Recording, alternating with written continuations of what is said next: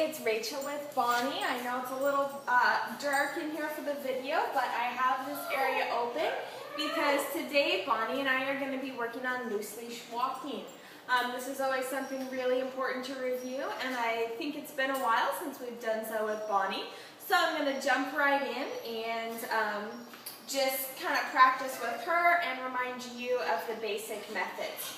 So remember, we kind of have the two strategies, the first being the back method, where when you're walking, Bonnie starts pulling, you plant your feet, pat your leg or snap your fingers and say, Bonnie back,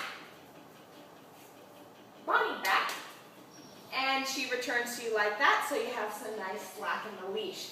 The other method is when she starts pulling, you turn around 180 degrees, give the leash a little wiggle and say, Bonnie this way, Bonnie this way, and take off in the other direction, like that. So remember, you definitely want to try out both methods, see which one works best for Bonnie and which one works best for the situation that you're in. Another thing is for loose leash walking, we give Bonnie the whole leash to walk on. Just a little tip to make things a little bit easier for you and easier on your hands is when you have the leash, the best way to hold it is if you have the loop like this. Put your thumb through the loop and then make a tight fist and hold it that way. That way it is comfortable no matter how hard she does pull. If she's not listening to her loose leash walking, you have a good grip. It doesn't hurt your thumb. It's nice and secure, and if anything bad were to happen, you can just open your hand and it slides right off. And then if you're going down a sidewalk or something, want to make sure she stays out of traffic, you can control any extra slack on the leash with your other hand like this. So this is a nice comfortable way to practice your loose leash walking. All right, Bonnie and I are just going to walk around here and back that way and try out the two different loose leash walking techniques, and we'll mix it up a little bit. So Bonnie this way.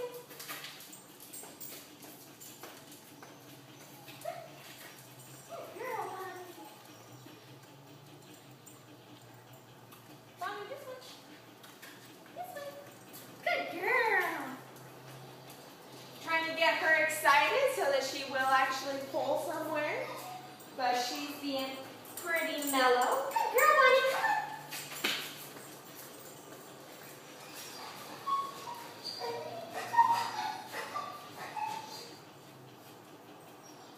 Bonnie back.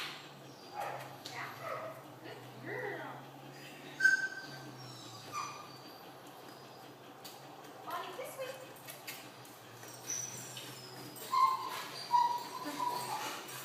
Sorry about the whining in the video. Bonnie's friend Bryn is in one of the crates and she wants to get out and play with Bonnie, so that's what's going on there, and I think it's distracting Bonnie just a little bit.